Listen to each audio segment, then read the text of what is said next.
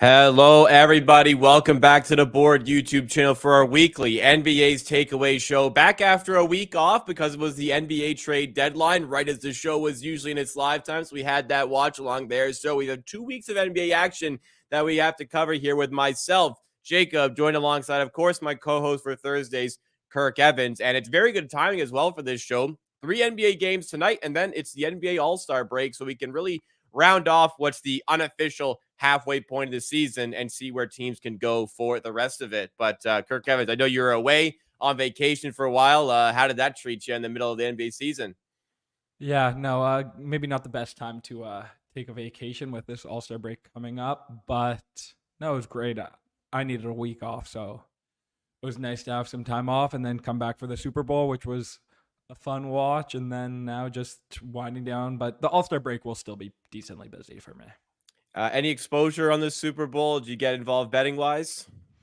Lots and lots of exposure. I was sweating my Harrison Butker 450 to 1 to win Super Bowl MVP, which, look, we could debate what the theoretical odds were going into OT or late game, but we probably had like a 10% shot and would have been a really nice win. And then I also had 49ers -1, a lot of Travis Kelce unders. The late game really just did me Overtime pretty killed dirty. you. Yeah, the Yeah. Butker heading into OT, there was a very reasonable way he could win that. It could be he kicks a field goal to win the game. It could be he hits 2 field goals in overtime. I think there was a very realistic path for him to win MVP in overtime. And yeah, 450, that must have been pretty nice to be having on the spot there. I know it didn't win, but certainly got It a was good nice. sweat It out was of it. nice going into overtime and in the fourth quarter, and then sadness all around. Yeah, the hope would have been if the Chiefs had responded to the 49ers field goal with their own field goal, and then they'd have to get a stop, and then Butker would kick the winning field goal. I think that would have made it 6 field goals. At that point, I Yeah, actually think he would have won.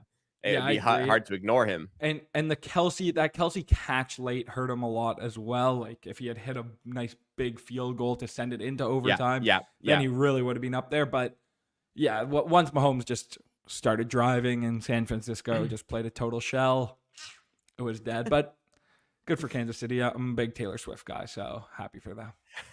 Of course, this is an NBA show, so we'll dive into the basketball here. Now, a reminder, if you find yourself enjoying this one along the way, hit that like button to support the content. Consider subscribing as well to keep up to date with all the content that we have here. Tomorrow morning is usually our pick and roll slot for NBA free picks, myself and Pips NBA. But tomorrow will be an all-star themed show. We'll be giving out best bets for all-star weekend and second round today, as I'm sure Kirk Evans will have some sort of betting discussion for later on. But we'll start off with some topics here. The 3 particular teams we want to cover today. 2 teams for good reasons, 1 for the bad. The good is the Warriors as of late in a recent stretch. The Cavaliers in a very long stretch, so long that in fact 2 weeks ago they were also covered on this exact show for how good they have been. They just keep on going. It's not really a run anymore. Maybe this is just who they are. And then finally, we will discuss the Milwaukee Bucks, a frequent as well on the show because of our distaste for Doc Rivers and the decision to hire him as head coach. Things have not started off well there. All right, we'll start with the Warriors. They have won 7 of their last 9 games. Before yesterday, it was 7 of 8. So a difficult loss yesterday against a very good Clippers team. But in this stretch of games, they are really finding something because the defense has been excellent. And in particular, lineups with Curry, Kuminga, Wiggins, and Draymond Green have been excellent. Whether it is Podziemski, who has been the better 5th man for that 4 in this stretch, or Klay Thompson, even. They're getting good output out of those lineups if Klay Thompson is even. And I know he's not closing every game right now, but we'll go to you, Kirk Evans. Overall, on the Warriors front, what's been the catalyst of this recent run? And then later we'll ask it, how far this team can go. Yeah, well, I would say 2 main catalysts. One, I think having a full month rest for a 34-year-old. I think that's how old Draymond is. Veteran mid-season when it's not rehabbing from an injury. It just was purely a punch in the face suspension or whatever he did. Man, does he look good. He's just so good defensively, so locked in, playing center for massive minutes. They lost last night, but I still thought he was super locked in, looked really good. So yeah, I think Draymond at center. Looney's pretty cooked. They were starting Trace Jackson Davis. Saric can't really play center. He's just not good enough defensively, especially with the Warriors cast that they have. So I think Draymond coming back, being fully healthy. Like, if you remember, he was on a 25-minute limit. He had a sprained ankle to start the year. So he just never really looked good pre-suspension, but now he looks like he's in really good shape. He's playing solid minutes. He's just been really good. So Draymond is a huge part. And then Jonathan Kuminga, I think it's not so much that he's playing that differently than he has. It's more so Kerr has realized, like, we don't have enough talent that we can bench Kuminga when he makes a mistake that frustrates him and put in, Corey Joseph. At the end of the day, you need players who can make plays, and Jonathan Kuminga can make plays. Yep. So they have enough offense with Steph and Kuminga, and also the floor's pretty open. Draymond's shooting the ball pretty well. They don't have Looney out there to clog up the offense. So I would say those are pretty clearly the two main reasons as to this turnaround. Yeah, it's tough to say that the suspension helped them, but I mean, I guess it did. You spoke about Draymond feeling refreshed, physically. He's 33 years old. He's close to 34. I think mentally a refresh as well. There's obviously some frustrations boiling over to start the season. Maybe the frustration did boil over when he smacked / punched Yusuf Nurkic, whatever it was. But I think this stretch also gave Steve Kerr that realization with Kuminga to give him more minutes. To your point there, it's kind of forced him to give him those minutes. That's helping Kuminga with a little bit of confidence. And like I said, Wiggins, Kuminga, those two seemingly weren't playing well together. Now they very much are, alongside Draymond Green and Steph Curry. But yeah, Draymond orchestrating the defensive front has definitely been significant to this team. And the one other thing I'll add about the Warriors, and just kind of a bit of a question mark for them. Obviously, the coach passing was like a completely horrific event, but it did just kind of lead them to have a random all-star break in their schedule. I think they were off for 7-10 days. And the turnaround did kind of come right after that. I'm sure also playing with some emotion and some of that, but just they're a very old team. Their three most played players have massive mileage on them. So it's not shocking to me that was kind of a catalyst for it, but I still think they need to make up games right now. They have a pretty tough game tonight in Utah in the second half of a back-to-back. So I think the condensing of their schedule post All-Star break could hurt them. All right, we'll see how things shift. If it does hurt them or if they can recover here. As much as this is a good run, 7 wins in 9, just double checking here, but I believe they are still 10th in the Western Conference. Yes, 10th with a 26-26 record. 2 games out of 9th place. A long way to go to get to top 6, excuse me. That's probably not going to happen. But do you think there's something that can fuel them rest of the season? Do you think this is a team that can get into the playoffs? Yeah, for sure they could make it to the playoffs. As crazy as it is to say, I don't think they're completely out of, the finals picture. I don't really believe in any team in the West. I don't think any team is a team I look at. I'm like, this team is just a juggernaut. Kind of look like the Celtics in the East. Denver, I think, is a really flawed team. They're a team I have absolutely no futures on. I could easily see them winning the championship, but I just don't think that they're anywhere close to a lock of coming out of the West, especially if they finish in the 4 seed, which is totally possible. And then even past that, I personally have kind of thought for a bit it's going to be or if I had to predict, I think it's going to be a Celtics-Clippers finals. But if you're telling me the Warriors can beat the Clippers in a series, of course they could. I don't really see why they couldn't. I would favor the Clippers for sure, and the Clippers would be at home. Obviously, it's a big long shot. It's not like I'm buying Warriors futures, but I just think that the West is truly wide open. The Warriors match up with OKC in the playoffs. I'm not running to bet OKC. It's kind of like last year's Sacramento. I think OKC this year is a better team. but they also have a lot of flaws. Like, I just think every team in the West is really flawed. So could they make the playoffs? Absolutely. Yeah, the West is a little bit open here. I think it's the Clippers are the best team. I agree with you. Health is going to be a very large portion of this, and whether or not they can be successful in the playoffs. But I mean, there's been conversations about how seriously do you take the Timberwolves, the Thunder. Would not surprise me if either of those teams got out of the West, but there are certainly some question marks and fragility you can see with those teams. I For don't sure. know. I'm going to go far enough to say that the Warriors, I could see the Warriors coming out of the West, but if your team is going to play outstanding defense and Steph Curry is Steph Curry and what he can do in the playoffs, then maybe there is a pathway in which that can be successful for this team. Like, the Warriors last year were in the second round and played the Lakers. It was a good series. Like, I just don't see them as like you pull up the top 10 in the West. The only two teams that I'd be like, wow, if they made it, or I guess probably three teams. I would say no, maybe two. Sacramento and New Orleans, to me, I really just don't give them much of a shot because they're kind of like not, they have really no playoff track record. I don't look at them as good as any of these teams at their like kind of top peak level. I don't really like them as playoff teams, and they're going to be on the road most likely in every series. So those two teams, I'd be pretty shocked. And then the rest, I could see it. I just really don't think any of these teams are particularly good when you're comparing them to, previous finals teams or previous championship teams. So yeah, I don't really see why. Look, I'm not going to say I think the Warriors are going to make a run. I'm not even particularly high on the Warriors against the market. I just think that there's no team to me at all that I'm like, oh, this team's clearly good. I think the Clippers are going to come out of the West. They have James Harden, who literally is one of the worst playoff performers versus regular season performers of all time, and they have Kawhi and Paul George, who are super injury prone. So I just have really no confidence of who is going to come out of the West.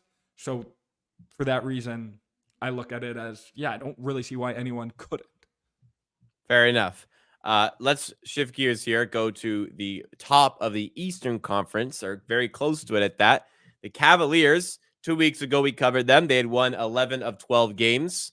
Now they've won 18 of 20 games. They just continue to roll here. Yes, they're 6 games back of the top seed in the East, the way Boston is playing. Boston have won 6 in a row, but they're 2 games clear of Milwaukee, who are in third, 4 games clear of the Knicks, who are in fourth. This team has been absolutely rolling. I don't know if you would suspect they'd be this good on paper, but they absolutely are. How does this team continue to find wins? Is it just momentum, or is this team actually a force to be reckoned with in the Eastern Conference? Yeah, not to pat myself on the back too much, but I'm honestly not particularly surprised here. Obviously, I wasn't expecting them to go rip off whatever they have, like 20 of 22 games. You were high on them 2 weeks ago as well. I have them to win the conference, which probably is not going to happen. Like most wins, like number 1 seed in the East, I have them to win the division. I have them over 48.5, 49.5, and 50 wins. I was all in on this team preseason, and it makes sense to me. Last year, they were a 50-plus win team and 50-plus wins Pythag. I think they actually got a little bit unlucky. They are all young players. Like, Mitchell is probably prime, not really improving. Garland still probably slightly on the lower end of his age curve, slightly improving. Mobley's a third-year player, getting better and now starting to shoot a little bit. And Jared Allen also, like 27 years old. They were the team I looked at and clearly had the least amount of age-based regression out of any solid team in the league, honestly. And then they added pretty much the only thing that they were missing in shooting. They've hit on Sam Merrill now, who's a great bench piece. Everyone's been good. So they kind of just were surprisingly not good to me, and that was mostly health-based. They were hurt really coming out of the gate. I think Garland might have missed the first or second game. He missed a bunch in the first month. I was maybe a bit surprised on how well they played. No Mobley, no Garland. Mitchell's been just unbelievably good. But yeah, this team kind of has everything in the regular season. Like they have an elite defense, great defensive coach. They have two bigs who are like top 5, top 10 big defenders in the league. They have enough ball handling to easily be able to make up enough offense. And now they, with Niang, Merrill, and Strus, they've got a lot of shooting. So it's just kind of like, as a regular season team, it's hard to see what this team is missing. So yeah, I kind of look at this as a full steam ahead. They're one of the top, 4 regular season teams in the league going forward. What chance would you give them if they were to, like, a top 2 teams, if they collided in the Eastern Conference Finals? What chance would you give them against the Boston Celtics? I think I'm probably going to be betting the Cavs in the playoffs. That's I can't say where the market's going to be at, but in my head, I imagine that this is a You team. think they outperform market in the playoffs? Yeah, that's my guess. Just because I think that the market is going to react pretty strongly to that Knicks series, which I look at as important, but they're a better team with more shooting. And they can also clearly look at it. We played Mobley and Allen a ton together. It didn't work that well. They have the guys to now stagger those guys a decent amount. And also, I'm not sure I buy that much. Like that, the Knicks are a weird team and absolutely bullied the hell out of this Cavs team. Now they're a year older. They're kind of more aware of that possibility. So I think that we're probably going to be getting the Cavs at pretty significant discounts in the playoffs. But that being said, like they obviously have some chance of beating Boston. But again, I'm all in on Boston. I don't think these teams are particularly close. Boston is pretty much better in every way. They're, to me, a way better offensive team.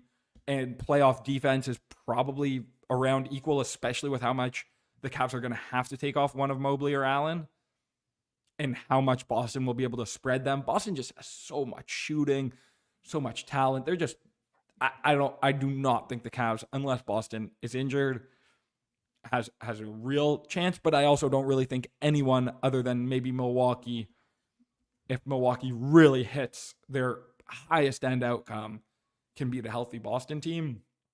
But I would say the Cavs, I still have them as the third most likely team, depending on Joel's health, to come out of the East. So yeah, I would give them a punter's chance, but that's a series I don't imagine I'd be betting on the Cavs. So you mentioned the Milwaukee Bucks there. Good segue to get into the Bucks here because they're our next topic. Life with Doc Rivers, not really a huge surprise. Hasn't started off on the right foot here. Remember, this is a team that has the All-Star game head coach because they had the best record other than Boston in the East at the time that the coach was selected. Joe Mazzulla was head coach last year, so he can't be at second time in a row. But they've fallen off. They're 8 games behind the Boston Celtics now, 2 games behind the Cavs, as I mentioned. In 9 games with Doc Rivers as head coach, they've won 3. And for all the complaints around Adrian Griffin, this guy was winning games in spite of all the difficulties. Doc Rivers has not. Now, obviously, coming into a team with clearly some dysfunction, if the coach is fired mid-season, absolutely can be difficult. But the decision to go with Doc Rivers really doesn't look great to start things off. Is there something that's concerning to you about this Bucks team that you think is going to sustain itself for the rest of the season? Or do you think there's just a little bit of a blip that they can figure out? Yeah, I honestly haven't really been concerned at all with Doc specifically. I think Doc's going to help them in the regular season, and I still think that. He's kind of done the things that you would expect Doc to do. Teams are not running against the Bucks really at all anymore, which is a massive difference between when Adrian Griffin was there. They were the worst transition defense in the league. And that's something Doc really focuses on, and it's easy, low-hanging fruit to take in the regular season.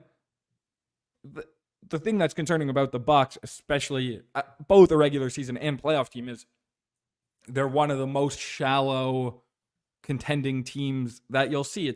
They're kind of similar to Phoenix, but even probably worse in terms of depth. After their top 4 guys, their best players, like who do you want to say? Malik Beasley? Jay Crowder. Jay Crowder's Yeah. played like 40 minutes in a bunch of games recently. I think that's really the reason they've been losing. Lillard missed a few games, Lopez missed a few games, and now Middleton's hurt. This team falls off an absolute cliff when players are hurt because the players that they're replacing them with, it goes from, Chris Middleton to 40 minutes of Jay Crowder.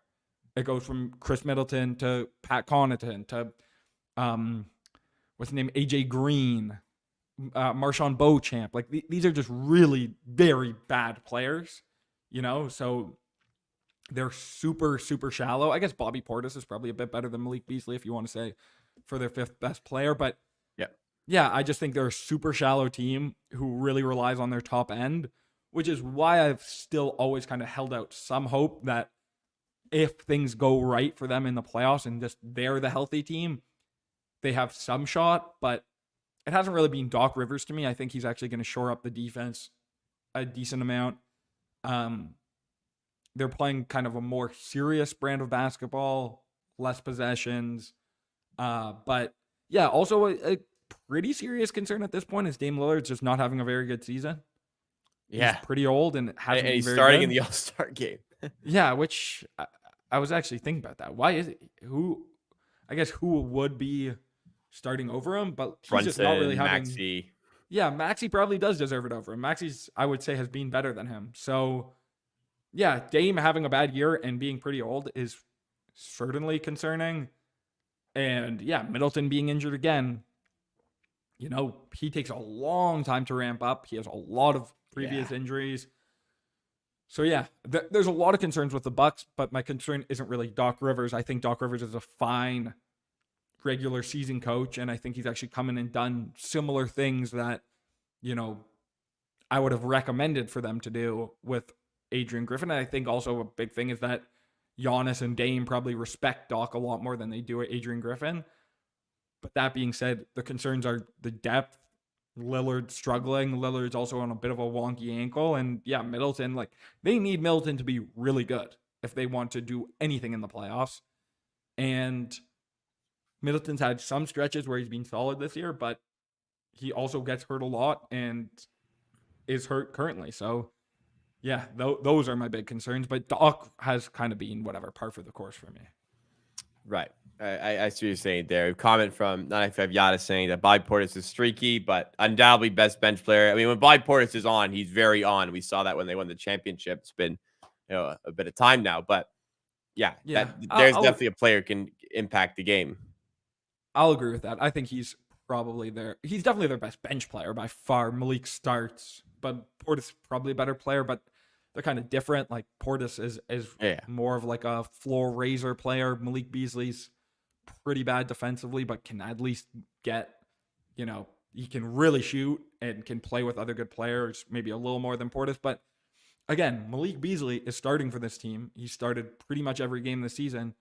He wasn't even in the Lakers playoff rotation last year. Like he's like a not even a mid-level exception guy or a taxpayer mid-level. He's like, I think he might be on the minimum this year. So they're in a lot of trouble in general, but not really because of Doc Rivers to me. It's interesting. They were doing so well record-wise. I mean, we clearly saw the issue with the team, the horrible transition defense, no point of attack defense, but they're still winning games. Now all of a sudden they're just not winning the games anymore. So again, they did have pretty remarkably good health under Griffin. When they get healthy again, we'll see, I suppose. But there's very much reason to doubt this team can compete with the likes of Boston Celtics in a deep playoff run. I guess a team with Giannis, maybe you never know if he goes heroic in that series. If Dame steps up in the playoffs, as he's done so many times in his career with a better supporting cast around him. But yeah, I mean, it's Boston's conference. I think that's what it comes down to. If Boston doesn't win the title and they are healthy, just fold it up. Yeah, it's gonna be like it's a classic. It's the cliche of the only team that can beat Boston is themselves. If Brown is turning the ball over all the time, if Tatum is turning the ball over all the time, like they've done in previous playoff runs, if they revert to their bad habits of just settling for shots in mid-range. If all that happens, then yeah, I can see this team losing. On paper, nobody should beat this team. That's been clear. Um, I mean, last year was pretty clear as well that they were much better than Miami, but they fall 3-0 down a series and then completely crumble in Game 7. So this is the best they've been by far. Even if they do crumble a little bit, they may have enough, but certainly Milwaukee not really in their realm at the moment. All right, let's talk about some betting here. First of all, I guess we'll stick to the games tonight if there is anything, and then maybe we can talk about All-Star Weekend as well, because you mentioned you're going to be busy over All-Star Weekend. Anything today that you were interested in discussing on the show? Yeah, I've got one prop for today. Let me check what our best odds are. Anthony Simons under 5.5 assists. Let me just make sure we've got decent lines here. Yeah, I can pull up this line here. Yeah, so Rivers, let's say like 1.85 or whatever that is. Yeah, minus 116 for Bet Rivers. We minus 116, even better. So yeah, like I would play it to minus 130. I think it's still pretty good. All right. So points bet 125, MGM 120, DraftKings 130. Plenty of places if you want to get this bet that you can get it. Anthony Simons under 5.5 assists. What's the handicap behind this one? Yeah, just playing a tough team in Minnesota, and I think it's juiced, like it's pretty high above his average, which I imagine is because Brogdon's out, but he actually gets way less assists when it's Scoot running the show. Scoot really takes up much more of the ball handling duty, much more of the passing duty. So I don't really view Brogdon as out, as him taking much more of the passing load. Last game they played Minnesota as well. He went under this number and didn't really have much volume in terms of like touch rate or pass rate, anything like that. And then, yeah, Minnesota's like the hardest team in the league to get assists against. So just couldn't quite get there with this number. So it carries some value. All right. So we have that for tonight. All-Star Weekend, you mentioned you'll be busy. Has any of that work been put in as of yet when it comes to the betting situation? Anything you wish to share here? Yeah. So I haven't looked at the odds in the past few hours. I was at Apple all morning dealing with some crap. But East All-Stars money line, if you can get like plus 125, plus 130, I have that as pretty good. Just though, like it's a pretty classic.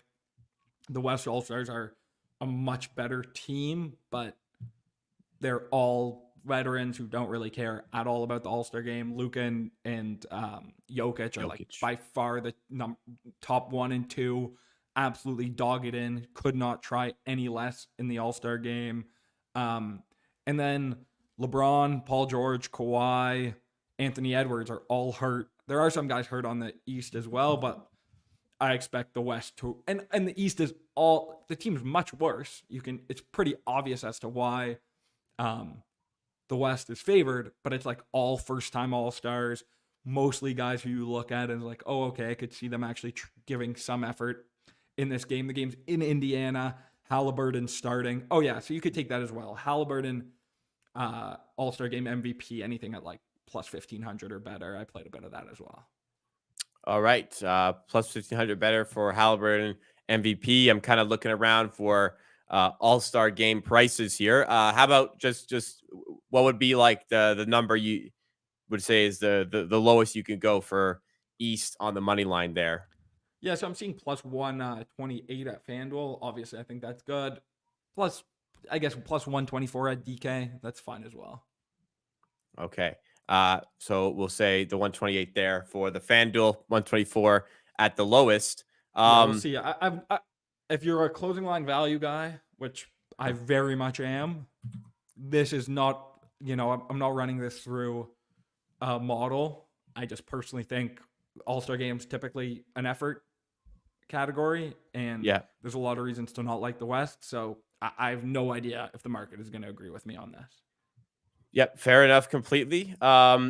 For the All-Star game in particular, you mentioned Jokic, Doncic, not the guys who try the hardest in these games. I don't know if the Jokic under will still be just, I won't call it automatic, but pretty damn close. I'm not sure we'll be at that point this year because the market catches up.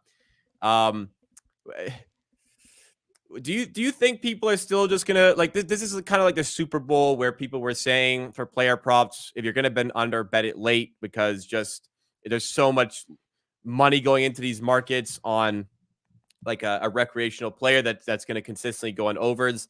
Do you think that holds any value for the All-Star game, or do you think usually it's generally pretty sharp?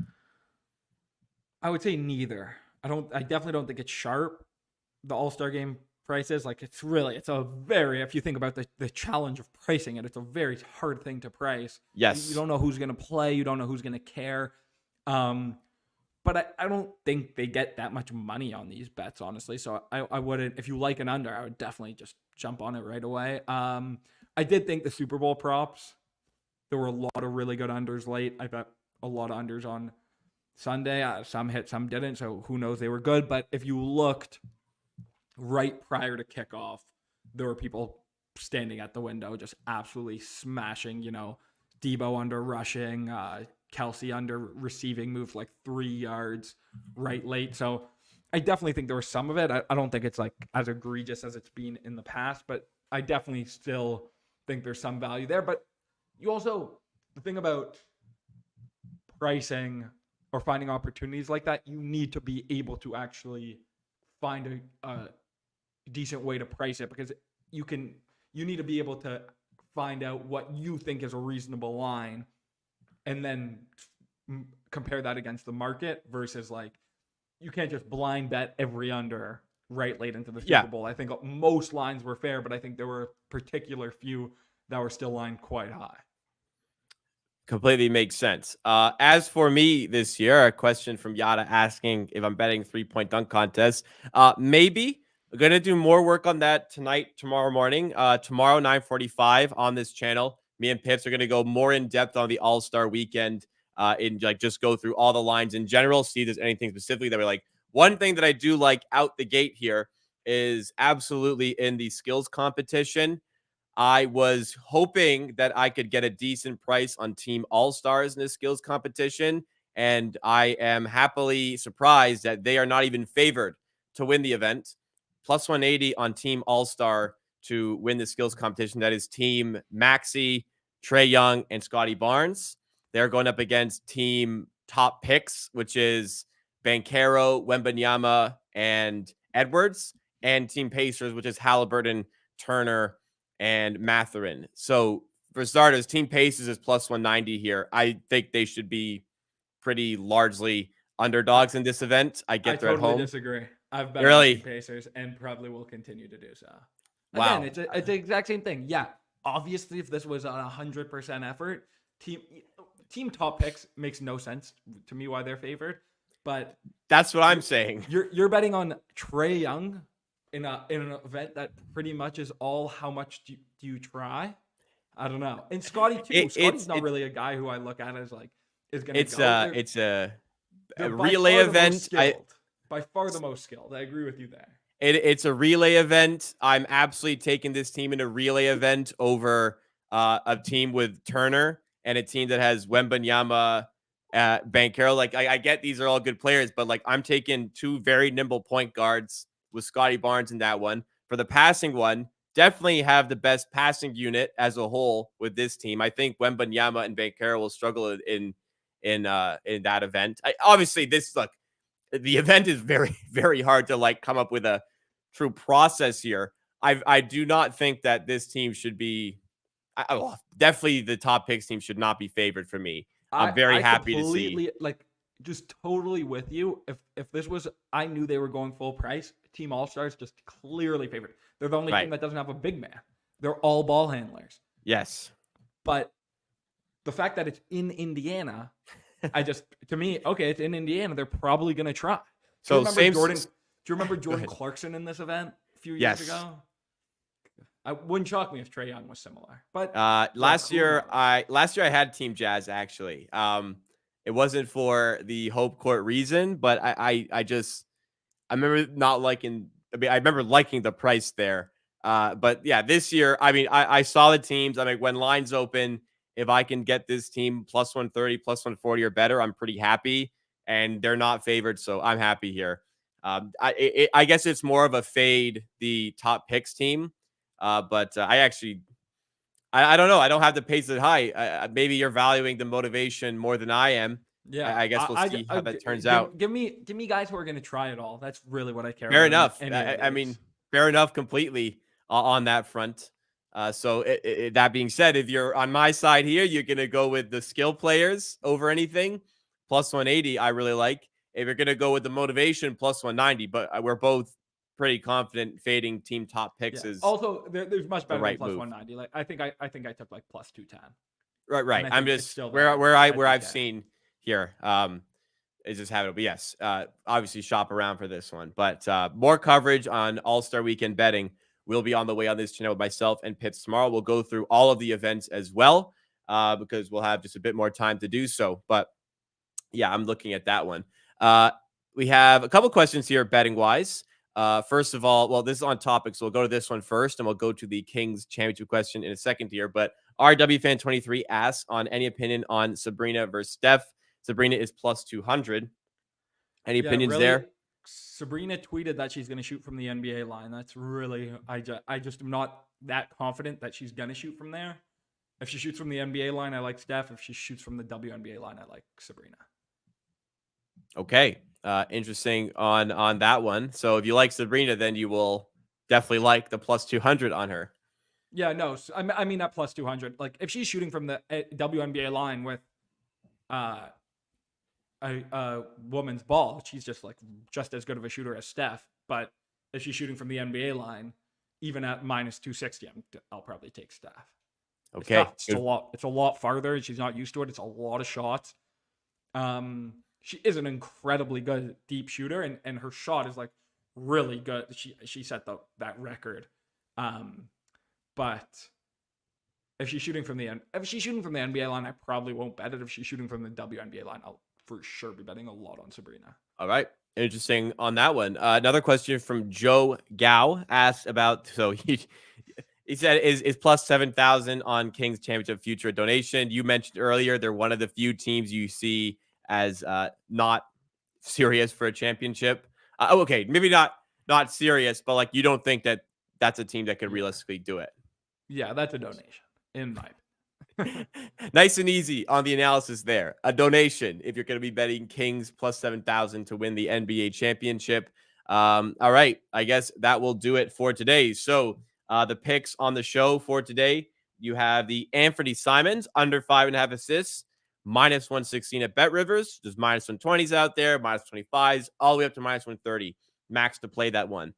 You also have Tyrese Halliburton plus 1,500 to win All-Star Game MVP. I'll throw another one in. If you guys like Paul George, there's another bit of motivation factor in his return to Indiana. If you're just looking for some action MVP, I think Paul George is a little worried about his hamstring. He's been hurt, but I do agree. It is. Give me all the motivation. Any motivation angle, just tell me. And the other play was Eastern Conference to win the All-Star Game. That was plus 128 at FanDuel. Yes, well, plus 128 at FanDuel is what we'll go with here. All right. That will do it for the show today. Thanks so much, everybody, for tuning in, for watching, for sending in the questions. Again, I'm back tomorrow with Pips NBA for some more All-Star Game betting or All-Star Weekend betting. But keep it locked. The NBA is off right now. We're going to be sporadic with content. Follow us on Twitter at TheBoardHQ so you know when the content is going up, and just hit notifications while you're subscribed to the YouTube channel and you know exactly when we have live streams, videos on the way. Keep it locked. We'll see you very soon for some more here at the Board YouTube channel, and I will see you tomorrow morning.